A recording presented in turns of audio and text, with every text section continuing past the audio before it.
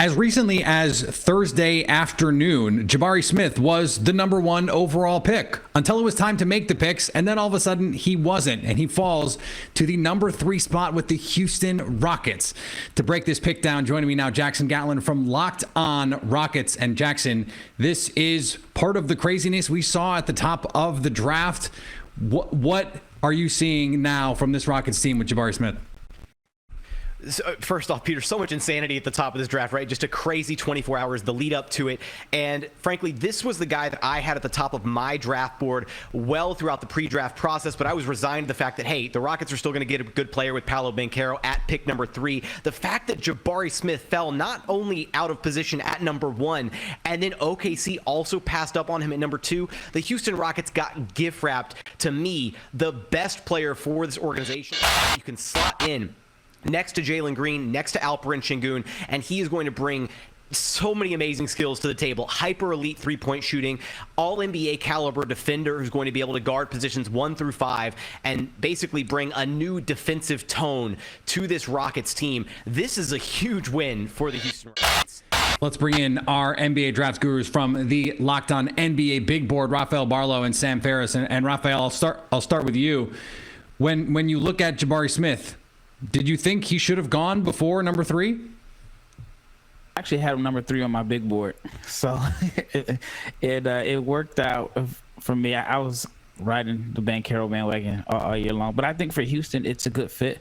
Like Jackson said, you get the combination of offense and defense to be able to and he's the best shooter in this class. And so I think for Houston, you have to feel like you got the number 1 pick if you're the Rockets. Sam, you had I thought a very apt comp for him given what we just saw in the NBA Finals.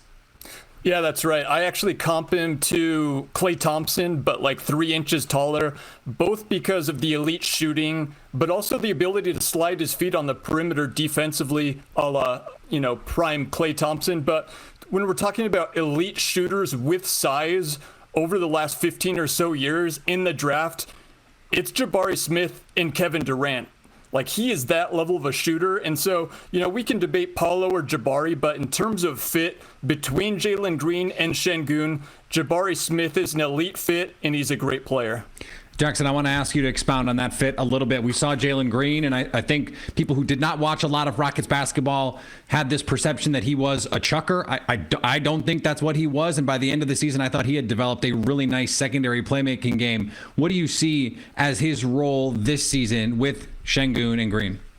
Yeah, I think when you look at Jalen Green and just the growth that he had as the season went along, I do think he's maybe a bit of an underrated playmaker at this point. He showed some significant flashes with the ball in his hands, creating for his teammates. But the number one thing that we found out with Jalen Green, and as it relates to Jabari Smith, is Jalen Green is the future franchise cornerstone for this.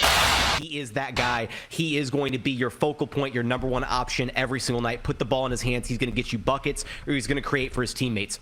And having a guy like Jabari who can feed off of that, who can feast off of all the attention that Jalen Green is going to generate, Jabari's going to get some of the easiest shots of his career, something that didn't exactly happen at Auburn, unfortunately, for him. He had to work on a lot of those possessions. So now playing next to Alperen Sengun and Jalen Green, Jabari's going to average like 20 a game. It's going to be ridiculous. For more on this exciting young Rockets core, you can check out Jackson on the Locked On Rockets podcast. And for more on what had been the presumptive number 1 overall pick, Jabari Smith, here's our friends over at Locked On Auburn.